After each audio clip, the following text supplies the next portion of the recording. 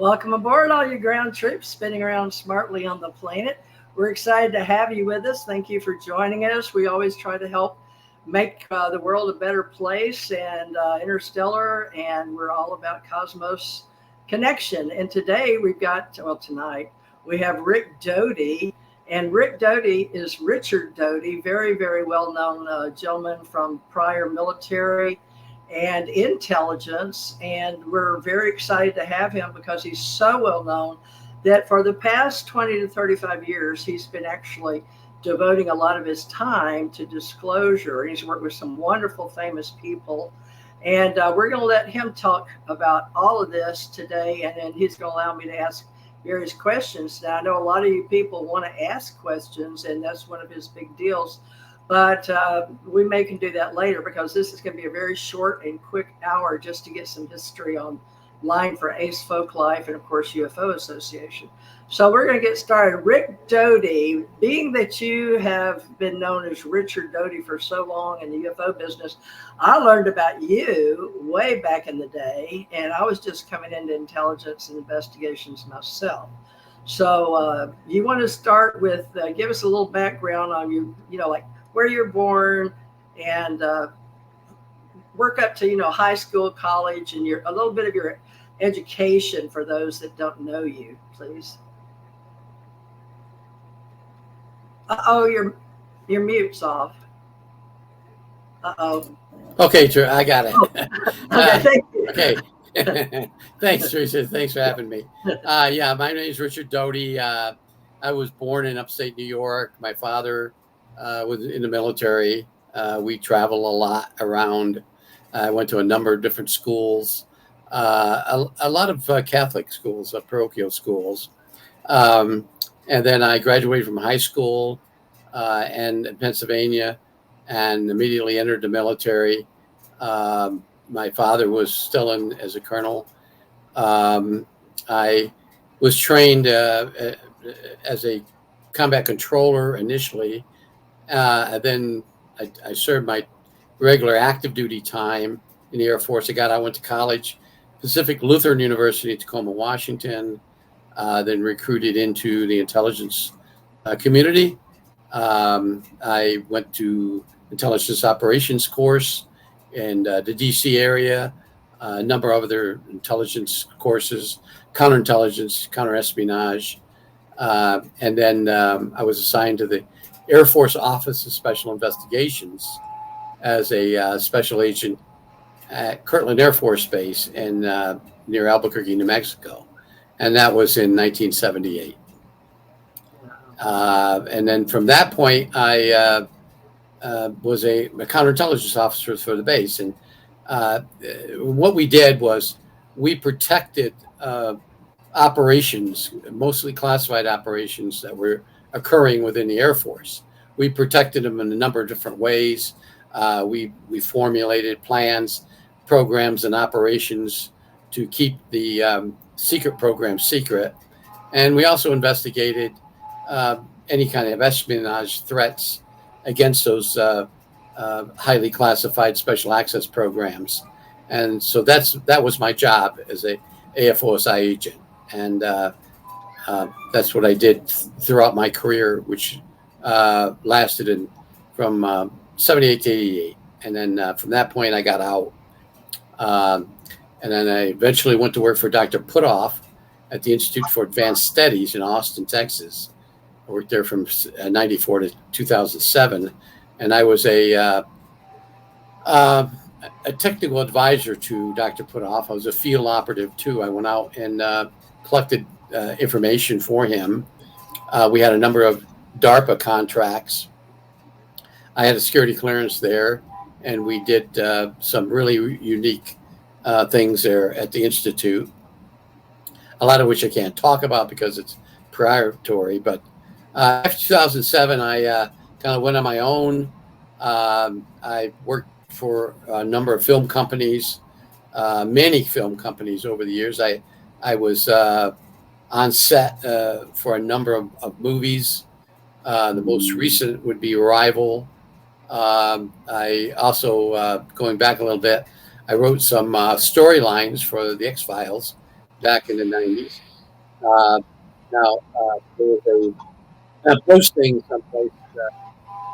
I didn't write any scripts for the X-Files. I just wrote storylines or ideas for the episodes, and I think I contributed to 16 different episodes over the several years that the X-Files were on TV. And then after 2007, I did a number of different things, working for other movie companies. In 2017, I started working for Gaia in Boulder, Colorado. I was a guest on Cosmic Disclosure with Emery Smith, and I've been there ever since for the last 7 years. But I've also went on and made some. We created a program called the Doty Chronicles, where I sit and talk about incidents that happened years ago. Not necessarily what I did, but what other people have told me, or other intelligence officers related in classified settings. And so and right now I'm trying to push disclosure, and I think we're as close to disclosure now than we ever been. I know some people will argue with me on that point, but I think we are. I think eventually, after this election year, we're going to see some form of disclosure. So I think that's pretty much my background in a nutshell for you, Theresa. Wow. I'm getting some feedback. I'm not sure where. Let me know if you hear it. Everybody's got theirs on mute. Okay. Well, I guess we should get started with it. Now, that's your history, and most of your training was in intelligence. And a lot of people don't know the difference between, like you said, in civilian clothes and military. Like maybe, can we go through like the GS up to 18, or maybe more for scientists and wage grade or OPM? Can you help us out with things like that? Just simple, talk about classified, because a lot of things are really misunderstood these days. I'd like to help out in the disclosure movement with the misinformation, information, and disinformation. And I thought you'd be the perfect one to do that. So you spent time both ways, plus on DARPA contracts. So you could explain to people how the contracts work. And that's not classified. So yeah, sure. That's true. OSI agents are do not have a military grade. They're not in uniform. They're in civilian clothes. There's two sides to an OSI agent. He could be a military person, but he has a rank of a civilian or a GS, anywhere between 9 and 13. Civilian supervisors are normally GM 14s or 15s. And so that's the way the rank structure or the operation of a special agent with an OSI works. Every intelligence officer. Well, let's go back to OSI. OSI has several branches. They have a criminal investigations branch, similar to the FBI. In fact, give you a little history on the AFOSI. AFOSI was created after the National Security Act was created in 1947. 1948, January 1948, Carroll, who was the assistant director of the FBI, was loaned to the OSI to create OSI after the FBI. He was given a honorary rank of brigadier general, and he created the OSI. And from that time in early 1948 until present day, OSI has been the investigative, the counterintelligence and intelligence arm of the United States Air Force. Currently right now, there's about 4,000 personnel within the AFOSI. The unique thing about the Air Force Office of Special Investigation, it isn't under any Air Force rank structure or control. OSI reports directly to the Inspector General of the United States Air Force on most issues. And directly to the Secretary of the Air Force on most intelligence issues. So there's no command structure on the base. OSI agents are on the base, but they don't report to the base commander or the wing commander. They occasionally brief the wing commander and the base commander on operations within the intelligence arena. But as I said earlier, OSI has several different branches, one being a criminal investigations branch, meaning that they investigate crimes occurring on the Air Force base or involving Air Force personnel or Air Force property. After 1987, OSI becomes a federal law enforcement agency. It's not a military agency. It's a federal law enforcement agency. All agents are trained at the Federal Law Enforcement Academy, Glencoe, Georgia, and then go through various different schools. And I did the same thing. I went through Glencoe, and then just for the basic course, then I went to a counterintelligence branch of the Air Force, and then that involved going to a intelligence operations course, very, very, very demanding and tough course, a counterintelligence course and a counterespionage course, some taught by CIA, some taught by the DIA, the Defense Intelligence Agency. The AFOSI has other branches such as fraud, and they have a computer crimes branch, forensics, OSI agents and criminal agents on a base also acts as the medical investigators for any kind of murder that occurs on the base. But I wasn't involved in any of that. I was strictly a counterintelligence officer on the base, and I operated guarding and protecting special access programs. Now, you bring up a good point, Theresa, about misconceptions in the civilian community on what classification, what is classified, what isn't classified, how people have access to different classifications. First of all, the classification authority of the Air Force or the military is the lowest classification is confidential, then it becomes secret, and then top secret. And each category, each one of those have a category to itself, such as secret and top secret could be restricted data, meaning anything dealing with atomic energy or anything under the Atomic Energy Act, whether it's the old Atomic Energy Act of 1954 or Title 42 United States Code, which is a newer Atomic Energy Act, anything pertaining to atomic energy or weapon systems is protected under a special classification called restricted data. Now, the neat thing about the Atomic Energy Act is none of the information in the Atomic Energy Act is governed under FOIA, meaning you can't get any FOIA. You can submit a FOIA request to the Department of Energy, which is a predecessor to the Atomic Energy Commission, but you're not going to get anything because it's exempt from the FOIA. Now, we'll talk about this a little later, but that's a good place to hide UFO information because you can't get it. And I'll explain some of that later. But another misconception is just because a person has a top secret security clearance and special compartmented information, SCI, meaning they have access to everything that's classified. That's false. You only have access to what you need to know. The key words is need to know. If you're working in a project and it's classified under a special access program or a SAP, the information that you must work with is on a need to know basis. And that's what you get access to. You still have to have a high level of security clearance and SCI based on an expanded background investigation. But that doesn't mean you have access to everything there is within that special access program. For instance, at Area 51, I worked out there.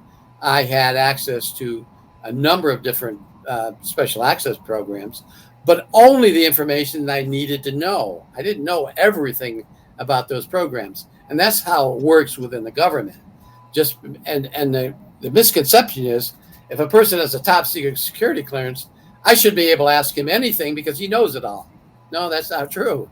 He only knows what he has a need to know to work within that particular operation or project or mission. And DARPA, when you talk about DARPA. Jay Morris. Excuse me. I don't know where that came from. I apologize. Okay, DARPA DARPA controls all special access program contractors. Now, what the military will do is they'll present a contract to DARPA.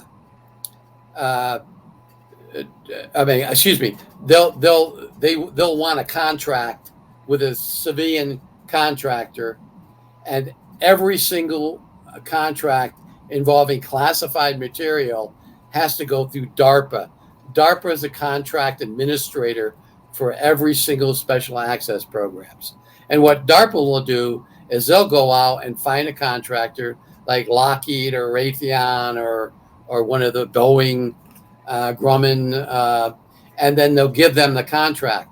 And when they do that, there's special procedures that must be abided to by the contractor, and that's under what we call the Department of Defense Regulation 5200.1, which is the Industrial Security Manual, meaning everything dealing with classification has to be protected by that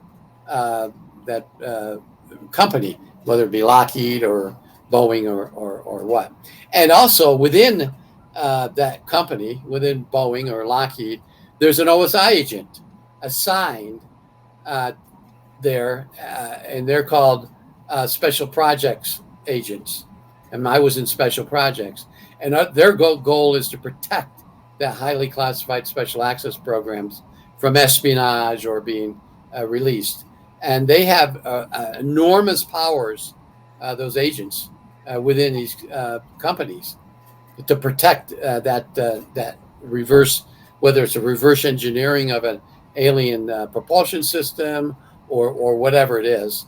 They have to make sure that contract is thoroughly administered and protected by law. And there's a number of laws that protect it, not just Title 18, but Title 50. Most, if not all, of the special access programs are governed under Title 50 of the United States Code, which protects them. And there's penalties for people that releases or unauthorized access to that type of information. So I think that's pretty a nutshell in the classification authorities that OSI governs and the way the military operates. And also a document could be top secret, and only a small portion of it would actually be top secret.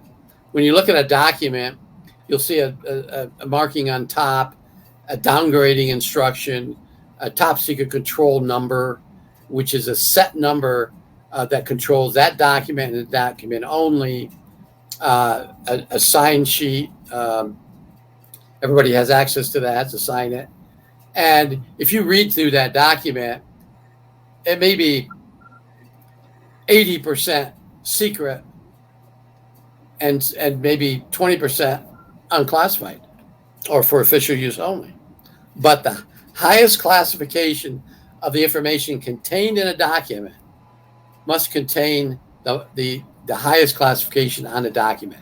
So if there's only 4 paragraphs in a 100-paragraph document that's top secret, then the document has to be top secret. And that's the way it operates in accordance with governmental regulations on the classification. And that's covered under the Code of Federal Regulations 32, Code of Federal Regulation Title 32. Okay, so things haven't changed as far as you know in the last 20 years. No, I got out in 2007, at least from DARPA business, and everything was the same. We would have to get briefings every now and then, and to the best of my knowledge, it's the same. Now there may be some parts of it that have changed, but for the most part, that's the way it operates still. I know cybersecurity is different, but you mentioned a few things that people may or may not know. And when we mention acronyms, we need to go back and clarify them. So, you want to share DIA and CIA and anything else you may have mentioned?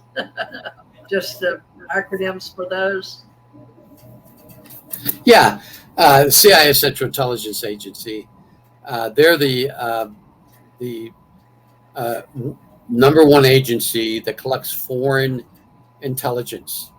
That's outside the boundaries of the United States. They're exempt from. I mean, they cannot collect intelligence from within the United States, with exception of what was granted to them under the Patriot Act of 2001, and it has to do with terrorist information, meaning that if there's a terrorist that the CIA knows about that could operate in the United States, and the CIA has some authority to monitor that information. But in the most part, everything that's collected in the realm of intelligence for the United States of America is done by the CIA outside the United States. The Defense Intelligence Agency is a military branch. It controls all the military intelligence agencies or units report to the Defense Intelligence Agency. Now, they can operate in the United States, and they're limited to collecting data on foreigners or collecting data that relates to the military, a military base or military personnel or contractors that work on a base or something to that effect. And then the only way they can collect on civilians would be if the civilian worked on a base, or the person is a wife or a spouse of a military person. They can collect data on them, but just an ordinary U.S. citizen, Defense Intelligence Agency, and I'll say this, they're not supposed to collect on civilians. Now, I know there's been a number of incidents where they were collecting. There was a classical case 15 years ago in Virginia where they'd had actually a bug in a civilian house, but there was a reason for that, and actually it was being controlled by the FBI. Within the United States, the Federal Bureau of Investigation, the Foreign Counterintelligence Division, is responsible for collecting intelligence within the United States. Now, the only other agency that collects intelligence, data intelligence or signal intelligence, is the National Security Agency. Now, they can collect data from phones coming into the United States and anything outside the boundaries of the United States. Now, the Congress just passed a law. They actually just approved the continuation of a law that collects cell phone data coming into the United States. So, for instance, if you're in the United States and you have a friend in, say, Great Britain or Germany, I have many friends in Germany. I spent time there and I speak German. And you're having a phone conversation with them. Guess what? Everything's collected and stored in a database in Utah. Now, are the governments going to go in and collect that data? No, not unless there's some reason that they're looking at me or looking at the person that I'm talking to in Germany or wherever it is. Now, and this is to protect the United States against terrorists setting up bases or facilities inside the United States. So just imagine if a Taliban in Afghanistan was calling some person in Minnesota and talking about in Arabic or Pashto or Dari or one of the languages spoken. That's something that the computers within NSA immediately key on, and they're going to record that. And by the time that telephone conversation is over with, whether it takes 5 minutes or 25 minutes, everything is collected and translated. And that's real-time stuff that occurs within the National Security Agency, and that's to protect us. So there is the NSA. There's an NRO, the National Reconnaissance Office. They control every satellite that's put in space, with exception of what is being controlled by the United States Space Force, the brand new, new in a few years ago, new branch of the military. They control military intelligence satellites. NRO controls most others, other satellites. So that's the three-letter agencies. There are some others that are not that important. You got the ATF, Alcohol, Tobacco, Firearm. You got the DEA, Drug Enforcement Administration. They do collect intelligence, but only relating to criminal intelligence, not national intelligence. Well, I guess we better get started into the ET talk. Okay. I wanted to give people a briefing because not everybody understands, and it's not even close to what we understand. But yeah, please put on your glasses if you'd like. Folks, we're in the over 50 group. Yeah, we are. And Aunt Clara is at 80, but we won't go there. Not quite yet. All right, so let's talk about, did you know, or do you agree that Bob Lazar worked for Naval Intelligence? Well, what I do know is I'm a member of the Advanced Working Group, and we several years ago we obtained a access log for the Nellis Test and Training Range that was dated for January 1st, 1979 to December 31st, 1990. So there was a 10-year period there. Every person that had that is a huge document, the old dot matrix printer sheets. Every person that worked within the Nellis Test and Training Range, with exception of one particular area, and that's Tonopah. There was another access log for that. But anyways, everybody that had access, his name was listed in there. We obtained that from somebody. And of course, we immediately looked for our name to make sure our names are in there, the people that have worked out there. But Bob Lazar's name is in there. Very good. But it doesn't list. Here's the problem with that. It doesn't list him working for the Office of Naval Intelligence. It lists him working for Los Alamos. Now, here's the thing about Los Alamos. There were time periods when Los Alamos laboratories had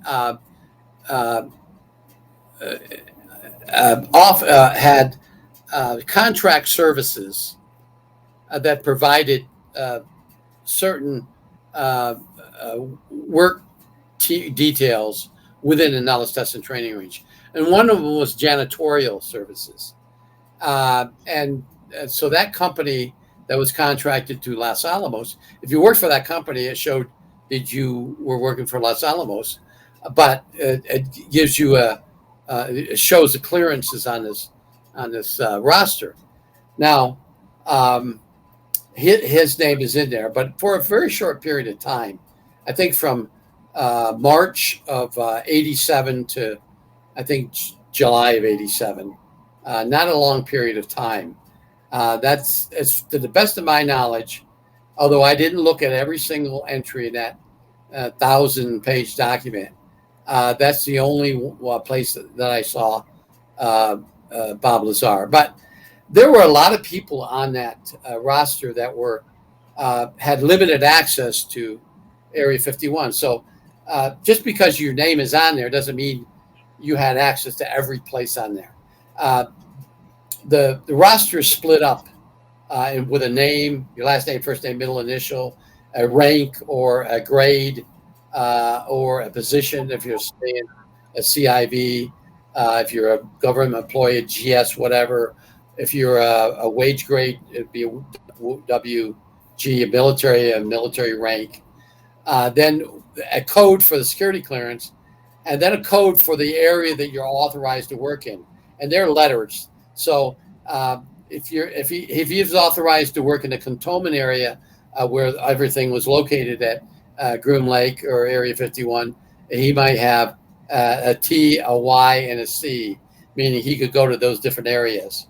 But he only had one letter, meaning he only had access to one part of the cantonment area. Now, cantonment area is where you actually live. There's a dining facility there. There's a clinic there. There's a small store there. The dormitories are there. So you have access to all those places within there.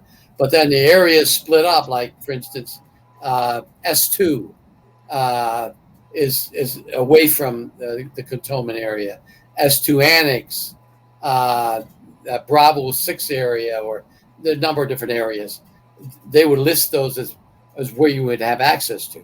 Now, if you had access to every place on there, you had a G2, meaning you had general access to everything, and then the 2 was a designation for whether you could actually get inside or whether you just maybe a passing access to drive through there. You got a G1 and a G2. I had a G1 access, meaning I could go through any area. I didn't necessarily could get into the buildings, but I could go into those areas. And so that's the way this roster was split up. Now, where's the roster right now? Okay. We, during the, when Harry Reid was still in the Senate, or just before he got out of the Senate, he wanted us to verify the authenticity of the roster, and so we did, and we got some former commanders out there, former commanders of the Nellis testing range, all Air Force personnel, a colonel, and 2 brigadier generals. And they said, yeah, this is the real thing. You got the real thing. Now, how we got this is a story that I can't talk about. So, anyways. Can't know it all, right? We can't know it all. Right.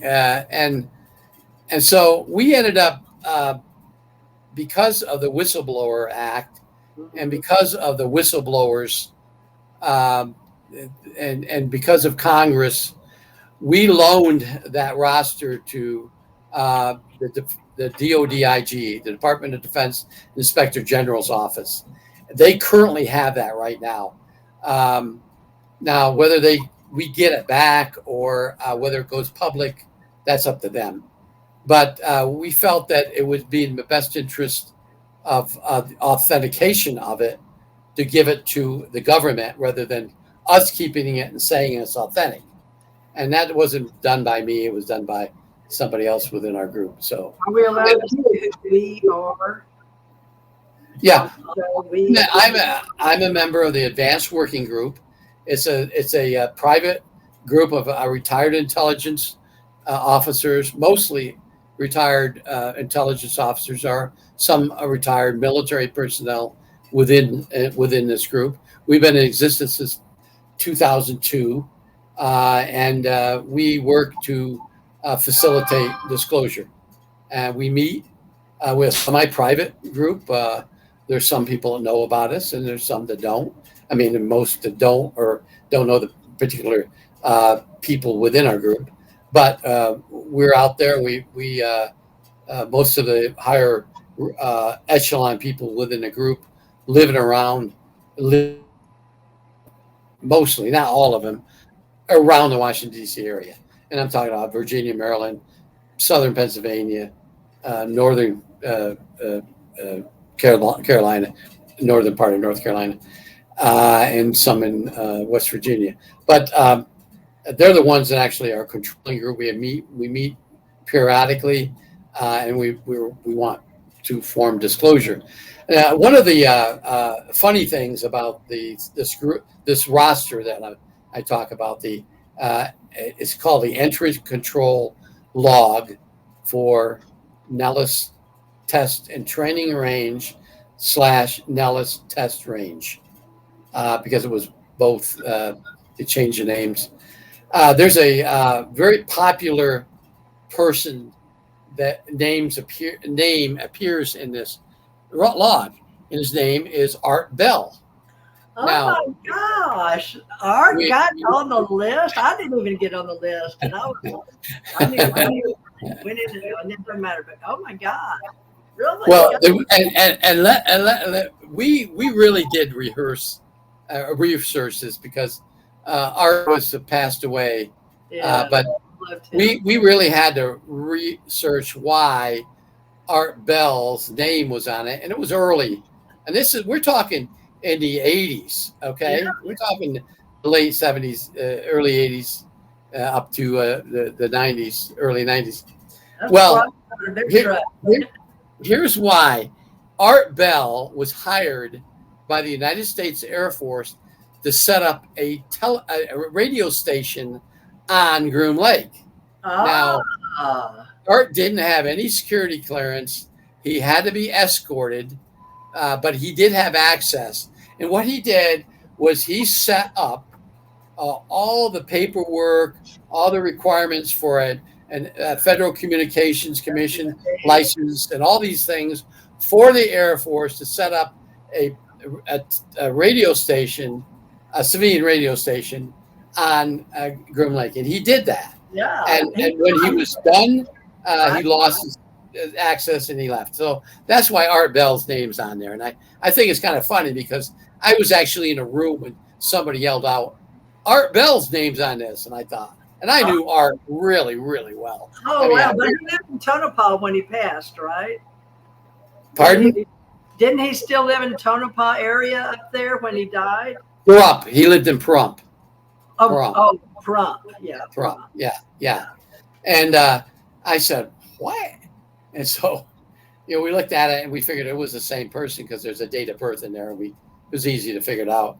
But then we figured out why. We contacted his old partner and his wife and daughter, and we figured it out. So that's why Art's name is on there. And we verified a lot of people that claimed to be there, and there was there. I mean, did work there, like however you want to call Burish or Crane. Burish, yeah. Dan Burish. Yeah, Dan Crane. He's listed in there as having access. So we know that he was legitimate. Burish's name not there, but he used both names, but Crane's name is on there. And so other people, and then there's some people that claim to work out there that's not on the list, but I'm not going to go into that. But well, let's talk about visiting and TDY orders and coming in at a dark night, coming and going. When I was there and we came on the airplane into Vegas, and we didn't take the bus or Janette Airlines or wherever you went at the time, there was people that would try to point you out whether you were working there or not. So that wasn't pleasant. But let's say if you know about people that can come in with a colonel or full whatever, and bring you at night. And most of the things that I did around were midnight or after, in dark clothes and coming and going. How do you explain those? Do they have a roster for that you know about? Well, I don't know what occurred after 1990. There are people that work out there currently. It's all automated system out there now. There's a lot of biometrics to get in, and so there's different access procedures to get in now than it was back in those days. But I can remember the first time. I can tell you a story. I was given TDY orders to go to, and it wasn't Groom Lake or it wasn't Area 51. On your orders, it gave a code. Right. I think it was Special Site too. You don't know.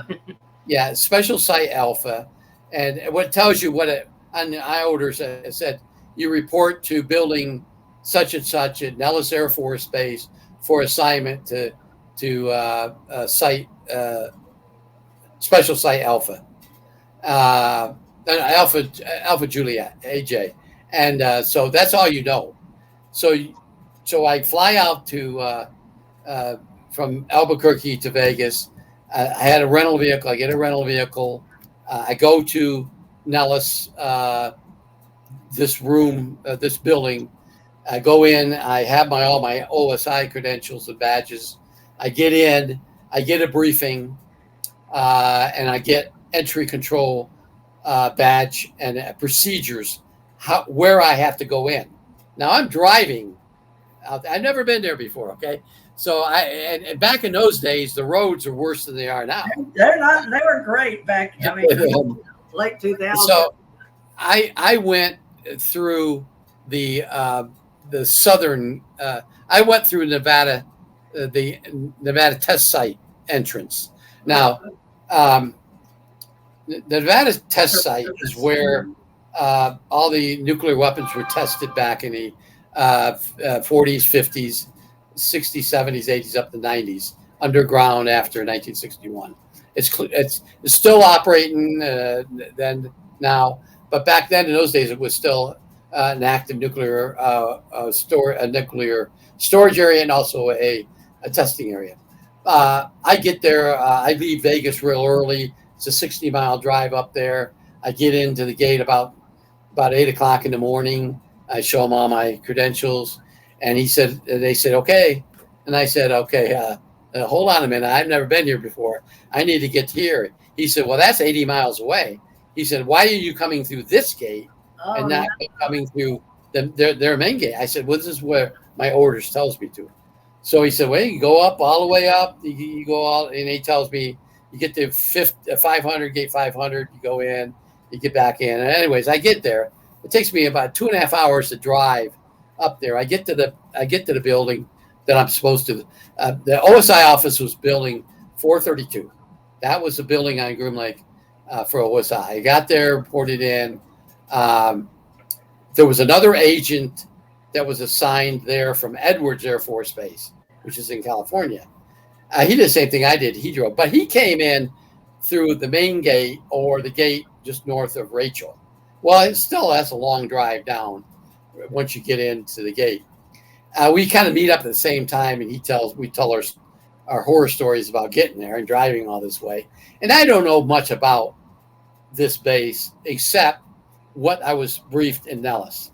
They gave me some briefing.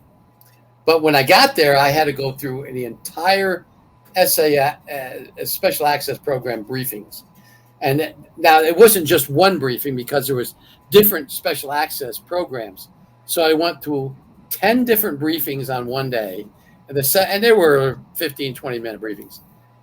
The second day I went through 2 more, which lasted a couple hours each. And so now I know, oh my God, this place is, this is something else. And so and then from that point on, I did my job there. And I was replacing somebody who had gotten sick.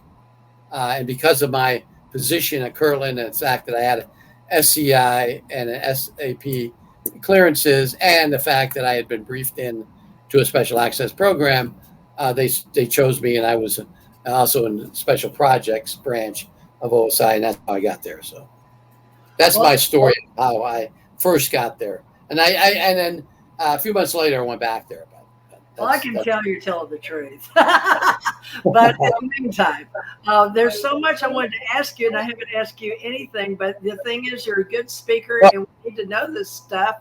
And this is open source intelligence that anybody and anywhere in the world can hear, because it'll be like out there forevermore. We don't even know where it all goes. I don't even know if NSA knows anymore where it all goes. So we don't know, folks. You know, all we do is use our social media and hope that we're hearing YouTube is owned by Google, and we know Facebook is who that is. So that's our mainframe lately, it seems to be. And of course, we have iHeart and all those other things out there that I do. I've done for years with radio. But going back to Art Bell, you know, folks, we need to come forward with all this. But I love to talk the nostalgia, and we're just talking basic need to know information for our officers in the UFO, really the UAP associates now. And so Rick Doty, in his position, to me, he was like Dr. Bruce Maccabee. He had a lot of intelligence. Now, Dr. Bruce Maccabee offered, you know, with me and Gulf Breeze, and we had the pros and cons. And, you know, he and I was pro, even though we know how the other thing was done and the bad press and the kids.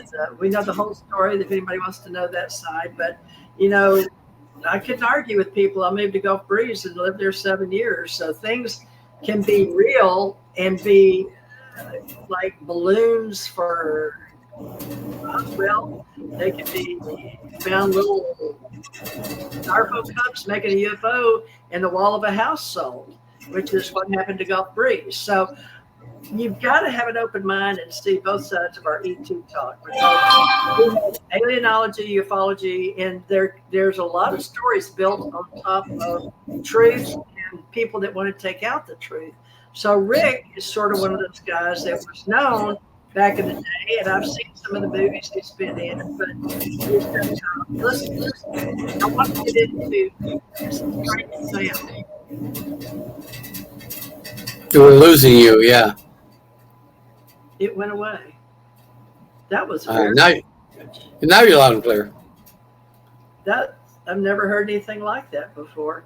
Okay, that just sounds like people working on pots and pans. With you, I would like to get you where you need to be, because everyone knows now that as much if you've done with Gaia, what do you want to say, 189 and ancient aliens in history. But how did you sign up first with your book?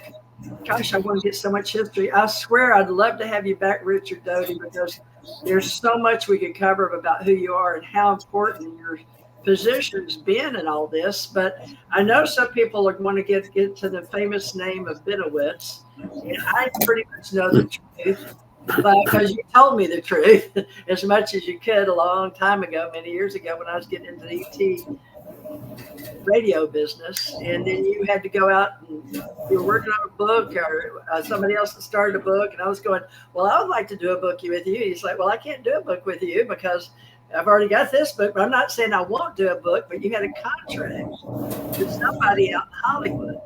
So I don't know how to explain all this, but you've become pretty well known. Brenda is, there's something inside the StreamYard. It's stop. I don't know what that is. Rick, where do you want to go with this? Because I want to list. You have made, like, if you started with one number on Gaia, 179. Well, I started in 2017 with Gaia. They one of the producers up there contacted me and said, hey, you know, you're a popular person within the UFO arena, and we were starting this show called Cosmic Disclosure. At that time, it was with Corey Goode, and we all know about Corey Goode, and we're not going to talk about that. But I said, so I went up and extremely thorough vetting of me. They, you know, I fill out the paperwork. They did a background on me. They thoroughly vetted me before they would allow me to come on and do a program. And so I came on and did the first, I think, 6 episodes. And I was asked to come back, and it came back, and then I signed a contract, and I've been there 7 years, doing, like I said, over 200 episodes on Cosmic Disclosure with Emery. Well, not all of them are with Emery Smith. I've done some with Jimmy Church. I've done some by myself. I've done some with Tim. Tim is a German intelligence officer. We've done some in German, complete German. Wow. Because I was a German linguist at one time. And then and I've appeared on a couple other shows. And that doesn't count the number of Ancient Aliens, the History Channel. I've done 30 or 40 episodes. I've been on 3 movies. The Arrival movie, which was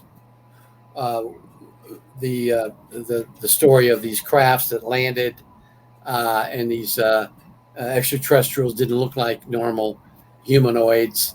That's a movie that I think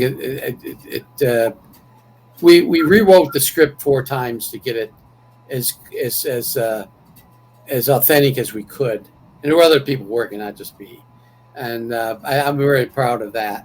And other movies. I'm currently right now with another production company and we're making we're going to be making a movie that is we're going to film.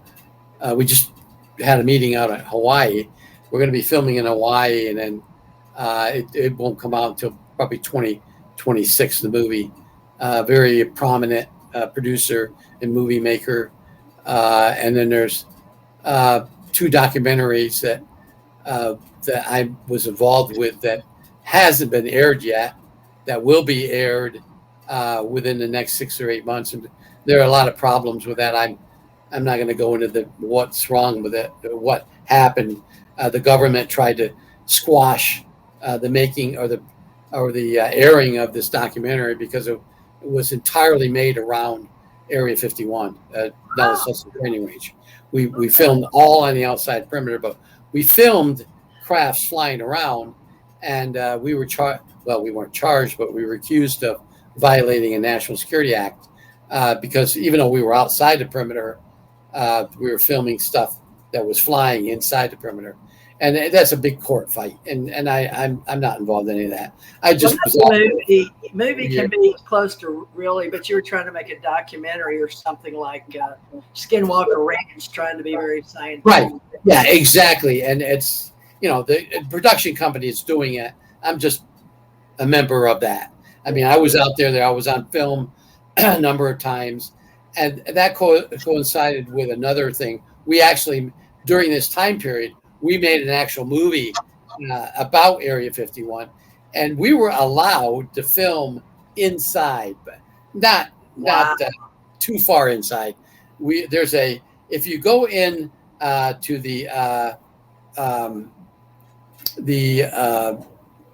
Rachel Gate, the South Rachel Gate, there's a farmhouse inside, and that used to be the Medellin Ranch.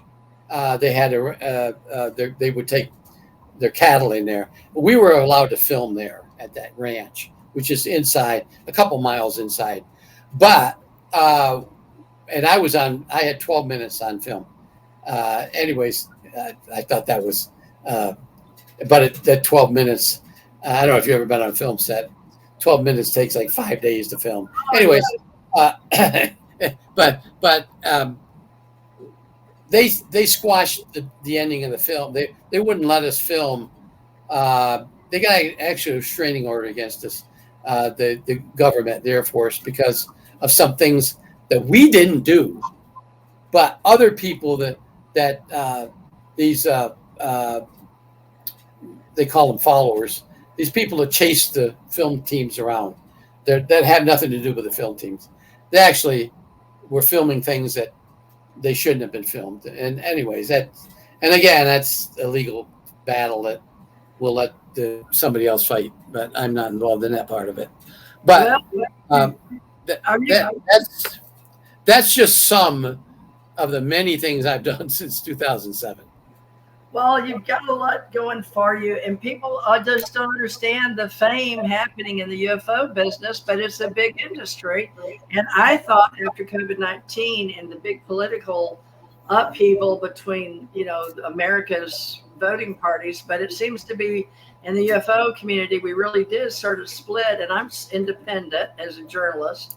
And as far as that goes, but I think we need to have more people that are just not doing politics in the UFO business. But that's my own personal opinion. I'm entitled to it. But with you and me, we were in uniform, and we know we're Americans, and we know the culture and the cyberspace culture, and now with cybersecurity, and we want what's best for America, and we want what's best for everybody. But meritocracy has been the key thing for everybody, and we wouldn't know how to operate without meritocracy, which we use in the military and law enforcement and in government and everything else. So, this public relations work and disclosure, we have to start looking at alienology separate from ufology, or the study of UFOs, versus the study of aliens. And I wanted to know seriously how you feel about extraterrestrial engagement because of the orbs I told you about. And I know that Earl Benowitz, what was his name? Benowitz?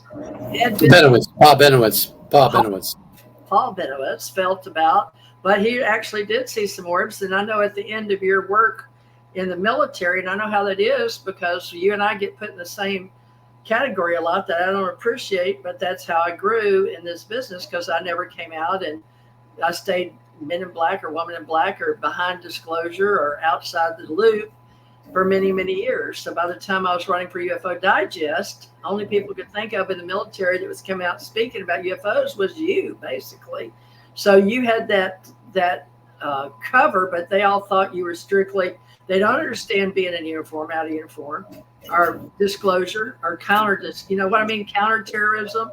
And I know what you were doing, plus the fact that he did, later on you said, no, he saw some orbs, right? Can you tell us a bit about that?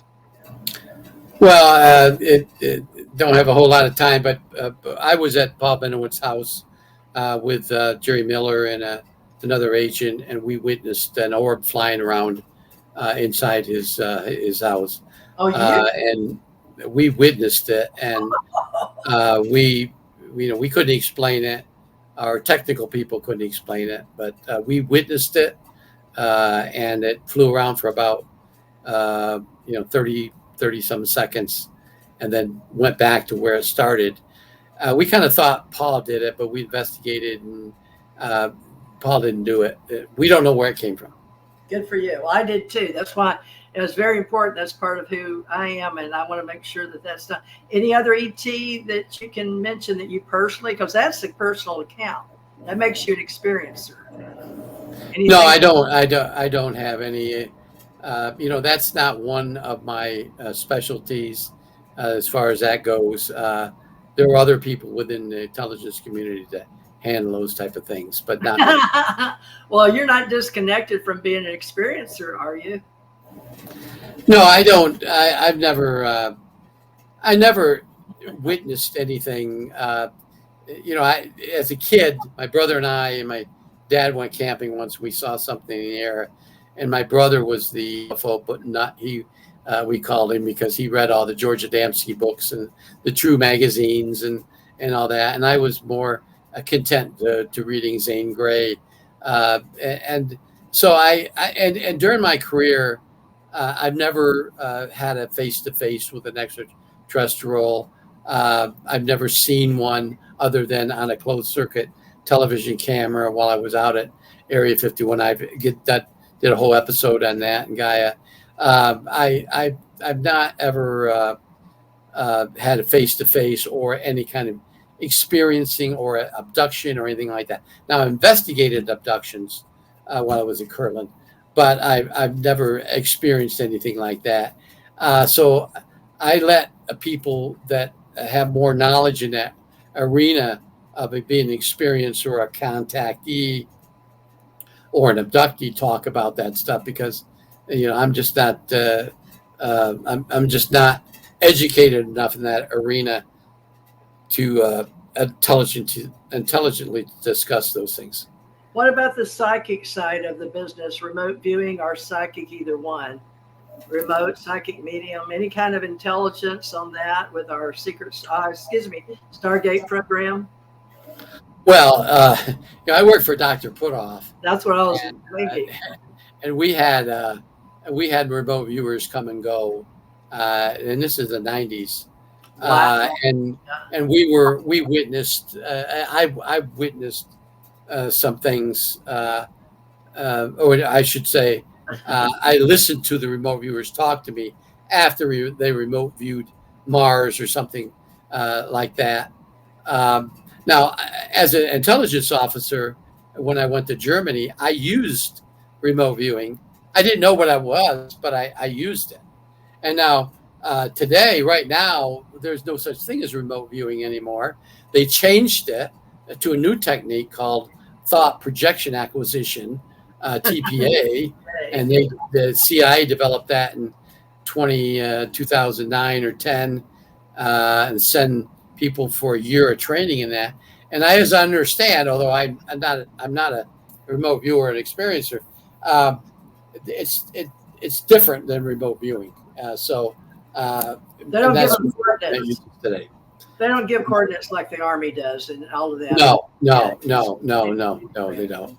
Well, there's so much we could talk about, Rick. You know that. Of course, you're already doing it for everybody else. I appreciate you doing it for me. And I know that we'd love to see you in Vegas at the alien event. If we do, we do. If we don't, we don't. We've got Travis Taylor maybe come. Jesse Marcel may come. We don't know who's going to show up, folks, because we're going to discuss some stuff that nobody else has discussed before. So we hope you come. And Rick, I don't know if you'll be able to come back and see me again. I hope you will, because these are short and I could interview you on all kind of things. We can do that. So you think maybe sometime in the future, if you've got time, because you're such a hard man to catch, it took me about 12 years to get you.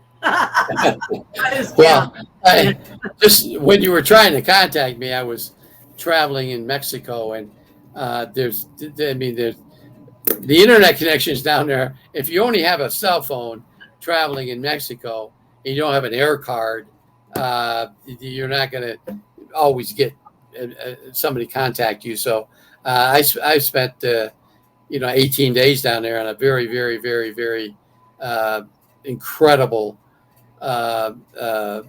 assignment, so to speak, with a film crew, and we filmed some things on there that are quite extraordinary, similar to what happened some years ago when we went down to Honduras and we actually filmed an exorcism. And so it was that. So it'll come out sometime.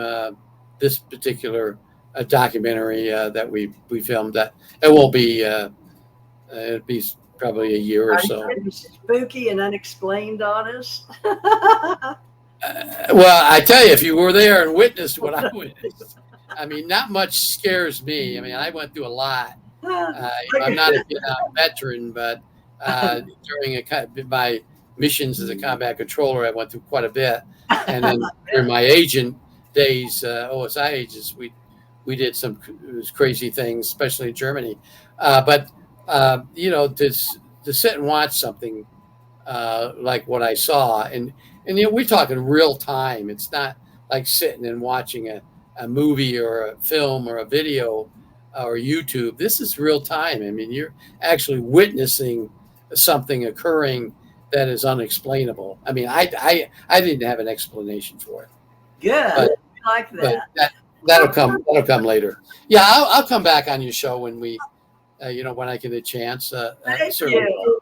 Theresa. Well, I can think of a whole bunch of things. I mean, I didn't get even a millionth, and I see people all the time on Facebook. I've got this for you, Rick. I need this. And I just saw today people are going, "Oh, I've got these questions for you, Rick." So, folks, all I can tell you is keep up with Rick Doty. Do you have it something like Skinwalker Ranch for Rick Doty on Facebook? Like, I've got so many I can't keep up with them. So I just have my regular name, Rick Doty. I'm on Facebook. I had a really, really unique website, but somebody hacked it. I got another site January of this year, and the person that created it for me actually was my agent's person. My agent got said this can't be hacked. Well, lo and behold, it was hacked. So I'm not sure what I'm going to do. It was a great. Fortunately, they weren't able to get anything out of it because I had a list of all these documents people could log on and get and free. I wasn't charging anything, and then these bad people get on and do that. So I'm on Facebook. I'm on X. Ricky Ticky is my Twitter handler, and that's it. I'm not on Instagram or any other. Oh, wow. So Ricky Kiki, you better spell that because I'm not even your friend on Twitter, or send it to me. It's Ricky Ticky, RICKY TICKY. Ricky Ticky. Ricky Ticky. Okay. 166. Well, And also, I have an email. I can give you my email. I get hundreds of emails, but I try to answer every single one of them. Are you kidding me? I can't do it. I can't do it. Well, God bless you. Well, it takes me a long time to do it. I'm not saying an email, I'm going to respond immediately. But the top end, TOPPAN 166 at gmail.com, and you have that, Theresa. You can send me an email with questions. I guess I get probably 200 a week. I eventually get to all of them. And it's me. It's not my agent. I used to have my agent share, but he doesn't know how to answer the way I would. He's a good agent. But I'll answer. So now I'm trying to do it all. It takes me a long time to get to them, sometimes weeks, but I do answer all of them eventually. Well, I'm going to endorse you because Rick, folks, all these years that I've known about Rick or talked to him, phone, emails, when he's in business meetings, when he's with secret people, he's been the greatest person. He has never ignored me. He has always taken care of business with me. He got back to me. Of course, he can never be with me, but for reasons of contracts or books or whatever. But the kind of business I was in was just about, writing books and promoting ET extraterrestrial and disclosure and all of that. So that's what I do. But hopefully Rick will come back, and we're going to try to keep this going and help Rick Doty promote whatever he is doing, along with Travis Taylor and Jesse Marcel and certain people that know me because I'm older than dirt. So I'm coming back, and I'll be glad to do it. I was prior Navy, and I worked all over the place. A lot of y'all know that. A lot of it I can't tell you about. But it's fun because we're finding each other and putting the pieces together. So God bless you, Rick Doty. I hope that we can have you back again whenever it works out. We're not going to push him. It's going to be synergy, and we'll help him any way we can. Now, Rick, where do we find you on Gaia? Do we have to go pay money on Gaia to get to Rick Doty? I don't know. Unfortunately, you have to subscribe to Gaia, and then when you subscribe to Gaia, you can watch as many episodes. You can binge watch me or anybody else. There's a whole number of different shows on Gaia that are really fascinating. The deep space episode, cosmic disclosure, the alien. There's all sorts of programming that really is interesting. Who owns that, by the way? Corey Good put it on the map for me when I was doing in 2019. I'd never heard of Gaia, and I was at a conference, and somebody asked me all about, do you know Corey Good? And I said, well, Corey talks to me on LinkedIn. Is that what that Corey's saying? Corey Good with the avian? They're like, yeah. And then I saw it on the avian people on the alien resident alien, and I was like, wow. But then I also heard all the other stuff about, lawsuit producers and contact and all that. So I don't know what's going on, folks. Only what we read is that you read it on the internet. It must be true. I don't know. So, Rick, what do we do? How do I send you money to get on this Gaia thing? Send me just you just go on Gaia.com and subscribe to it.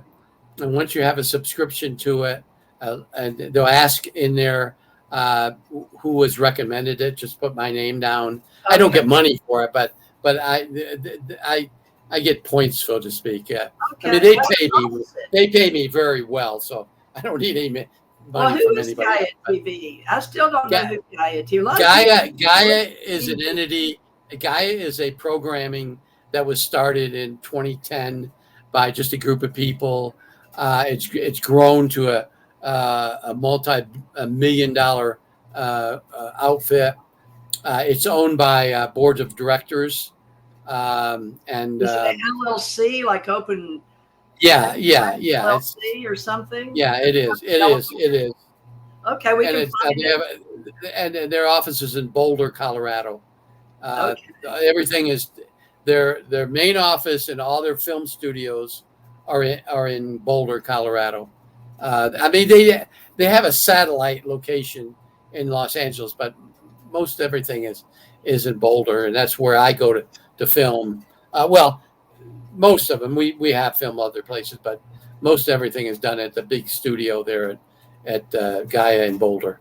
Well, Colorado. I'm sure I'd like to know that there's a lot of people that don't know what Gaia is, and there's some that do. And so some of the event people may know, but I never went to an event until I spoke at a couple of times. So I got asked to speak, and people thought I was part of Gaia, and I had no idea what they were talking about. They said, Curry, good. And that's how I knew. But now I know you're with Gaia, and you say we can join. How much will it cost us to see you? $5, $10? I don't. You know, it's a yearly subscription. Oh, okay. I think you can do month, 3 months, or yearly. And I'm sorry, I should know what that is. You're not. But I don't. But it's it was. I think I misspoke. It was founded in 1988. It's an American media company. It operates Gaia TV and over-the-top subscriptions of videos, and it has a blend of yoga, meditation, personal transformation, alternative healing. I mean, just many programs. I tell you, you'll find something. Even I watch it just because, not necessarily because of the UFO related stuff, but there's all sorts of other things. I've never really dealt in the consciousness, the study of consciousness. That's what I'm really into. Yeah. Neuro. Well, I'm into it now. I was never before, and there's a number of programming on Gaia that really delves into that, and I like that. So I recommend it. I really recommend it. OA and oh my God, we watched that, man. Anything to do with the consciousness, the higher, and the connection, and other dimensions and UFOs. Right. Yes. So we're tired of seeing aliens eat you, grah grah grah. Yeah. Right. Right. ET phone home kind of stuff, So right. It's going to do ET friendly, and yes, we are disclosure, and all of us are them. Oh, they do. They have it. They have everything. Okay. And again, also I have in another entity, UAMN TV. I have a contract with them, and that's the Doty Chronicles. The Doty Chronicles are on there. Aren't they on YouTube? Yeah, the Doty Chronicles. Right now there's 12 episodes, and there eventually will be. I'm on contract to do 30 or 35. I'm not sure, but I'll have the film by the end of the year. Do us lower middle class to poor, like on the street people in Austin that can't afford all that, do we have to pay for that too? No, actually, Doty Chronicles you can get on YouTube, and as far as I know, they're free. So okay, yay YouTube! All right, well, I still love YouTube, folks. Now we'll be on Rumble too. I'm just getting set up for all our people. That a lot of people won't watch me on YouTube. They won't watch me on Rumble because they know I'm old, and I'll always tell them the truth. So you know me, I've always given you light workers and truth seekers, and we do all the mystics, oracles, psychics, sages, seers, and we do investigators, researchers, and people like Rick. So Rick is a bona fide, I can swear to you, without seeing his paperwork, although he would show it to me, that he is a bona fide intelligence officer And we have intelligencereform.org that we're working on. So folks, stay with the global, and we're going to have those in space and those taking care of the planet, right? That's all we got left. So here or there. So choose. It's a choice. We'll leave it to you. Thank you, Rick Doty. You're a wonderful speaker. I can tell you're well matured into this lifestyle you've chosen. I hope that you get everything you've ever asked for. And I hope you realize that we do have alien civilizations existing, okay? And we want you to be one of our big heroes and one of our flag wavers. I guess you're doing it on Gaia TV and UAMN, right? Yes, I am. Thank you, Rick. Well, thank you for having me. We went over, folks. We apologize. We'll get that cleared up, but we hope to have him back. Thank you. Did a great job. Okay. Bye-bye.